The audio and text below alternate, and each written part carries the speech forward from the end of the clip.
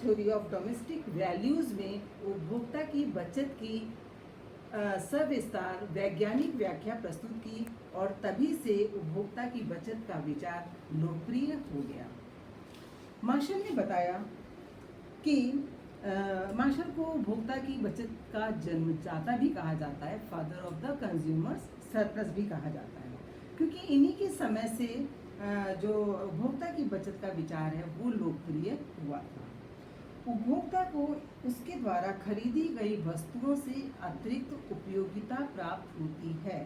इस अतिरिक्त उपयोगिता यानी अतिरिक्त संतुष्टि को ही उपभोक्ता की बचत कहा जाता है। यानी मार्शल के अनुसार अगर हमें उपभोक्ता की बचत पता करनी है तो वस्तु से मिलने वाली उपयोगिता में से बाजार कीमत को माइनस कर देते हैं तो हमें उपभोक्ता की बचत प्राप्त हो जाती है।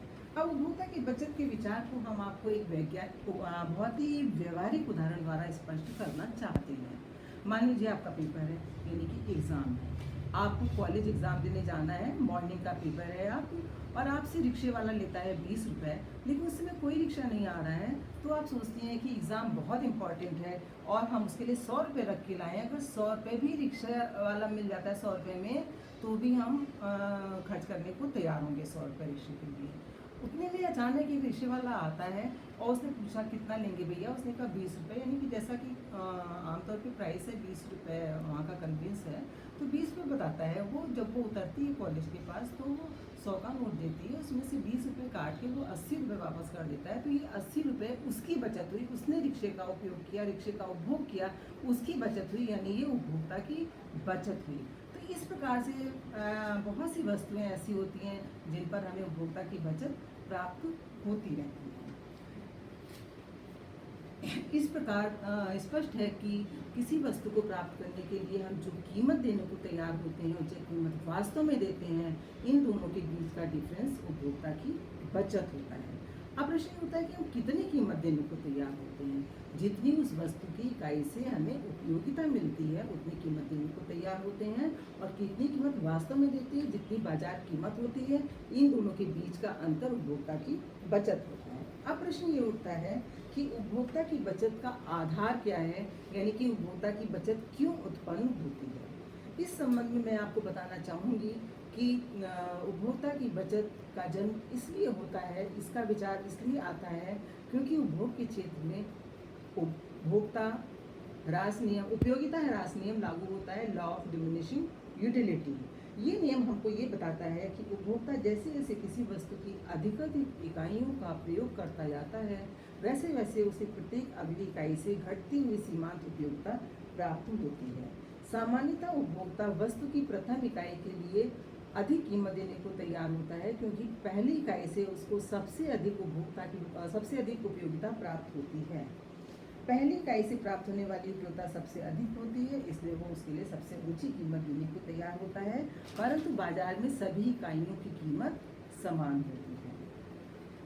उपभोक्ता किसी वस्तु का उपभोग तब तक करता रहता है जब तक कि वस्तु से मिलने वाली सीमांत उपयोगिता उस वस्तु की कीमत के बराबर ना हो जाए, और जब वो बिंदु आ जाता है, वो स्थिति आ जाती है जबकि वस्तु से मिलने वाली सीमांत उपयोगिता उसकी कीमत के बराबर हो जाती है, तब हम उपभोग करना बंद कर देते हैं और वस्तु की इस अंतिम इकाई को सीमांत इकाई कहते हैं। इस सीमांत इकाई पर कोई भी उपभोक्ता की बचत प्राप्त नहीं होती है। सीमांत इकाई से पूर्व की सभी इकाइयों पर उपभोक्ता की बचत प्राप्त होती है। पहली इकाई पर सबसे अधिक उपभोक्ता की बचत प्राप्त होती है, उसके बाद की इकाइयों पर घटती हुई दर से उपभोक्ता की बचत प्राप्त होती है। अब प्रश्न ये उठता है कि उपभोक्ता की बचत क्यों उत्पन्न होती है। अभी हमने देखा कि उपभोक्ता की बचत इसलिए उत्पन्न होती है क्योंकि उपभोग के क्षेत्र में उपयोगिता ह्रास नियम लागू होता है।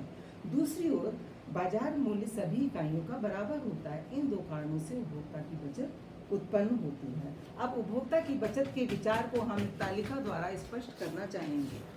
मान लीजिए आप संतरे का उपभोग करना चाहती हैं, संतरे की 5 इकाइयों का उपभोग करना चाहती हैं। पहली इकाई से मिलने वाली उपयोगिता 80, दूसरी से मिलने वाली उपयोगिता 70, तीसरी से मिलने वाली सीमांत उपयोगिता 50, चौथी से मिलने वाली सीमांत उपयोगिता 30 और पाँचवीं यानी अंतिम इकाई से मिलने वाली सीमांत उपयोगिता प्राप्त हो रही है 10 इकाइयों के बराबर, यानी कि उपयोगिता ह्रास नियम लागू हो रहा है, जिसकी वजह से उपयोगिता घटते हुए क्रम में प्राप्त हो रही है। बाजार कीमत सभी इकाइयों की बराबर है, यानी कि 10 पैसे के बराबर है। उपभोक्ता की बचत क्या होती है? यूटिलिटी माइनस प्राइस, यानी कि उपयोगिता माइनस कीमत। पहली इकाई से मिलने वाली उपयोगिता 80 है, इसके लिए कीमत देनी पड़ती 10 पैसे यानी 70 पैसे, उपभोक्ता की बचत प्राप्त हुई। दूसरी इकाई से मिलने वाली सीमांत उपयोगिता है 70, बाजार कीमत देनी पड़ती है 10 पैसे, तो इससे मिलने वाली उपभोक्ता की बचत है 60 पैसे के बराबर। तीसरी इकाई से मिलने वाली उपभोक्ता की बचत 40, चौथी इकाई से मिलने वाली उपभोक्ता की बचत 20 और अंतिम इकाई यानी पाँचवीं इकाई से मिलने वाली उपभोक्ता की बचत 0 है, यानी कि अंतिम इकाई पर कोई बचत प्राप्त नहीं होती। इसे सीमांत इकाई कहते हैं। इस प्रकार आपने देखा कि 5 संतरों के लिए कुल कीमत देने को तैयार था उपभोक्ता 240 पैसे के बराबर, जबकि 5 संतरों के लिए कुल बाजार कीमत हुई 50 पैसे। 5 संतरे से प्राप्त कुल उपभोक्ता की बचत हुई ₹1.90 के बराबर। इस प्रकार उपभोक्ता की बचत क्या होती है? उपयोगिता माइनस कीमत, यानी जो कीमत हम देने को तैयार होते हैं और जो कीमत हम वास्तव में देते हैं, दोनों का बीच का डिफरेंस ही उपभोक्ता की बचत होता है। जैसा कि इस डायग्राम में आप देखिए, पहली इकाई से मिलने वाली उपयोगिता है 80 के बराबर और 10 पैसे उसने चुका दिए हैं, तो 70 के बराबर उपभोक्ता की बचत मिली। दूसरी से मिलने वाली उपयोगिता है 70 के बराबर, उसमें से 10 पैसे उसने चुका दिए हैं, तो 60 के बराबर उपभोक्ता की बचत मिली। तीसरी से चौथी के बराबर 40 के बराबर और चौथी से 20 के बराबर, और अंतिम यानी पाँचवीं इकाई से मिलने वाली उपयोगिता 0 है, क्योंकि इससे मिलने वाली सीमांत उपयोगिता और बाजार कीमत दोनों बराबर हैं, इसलिए इस इकाई पर कोई उपभोक्ता की बचत प्राप्त नहीं होगी। अब आपको हम ये बताना चाहते हैं कि बाजार कीमत का उपभोक्ता की बचत पर क्या प्रभाव पड़ता है। इस डायग्राम में डी मांग रेखा है और पी बाजार कीमत रेखा है। डी मांग रेखा के नीचे का भाग उपयोगिता को बता रहा है। संतुलन बिंदु ई पर वस्तु की मात्रा खरीदी जाएगी।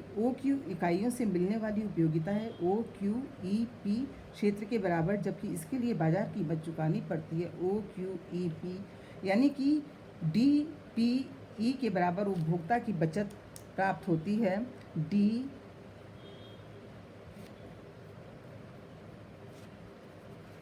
DPE ये है कंज्यूमर सरप्लस 5 इतनी इकाइयों का।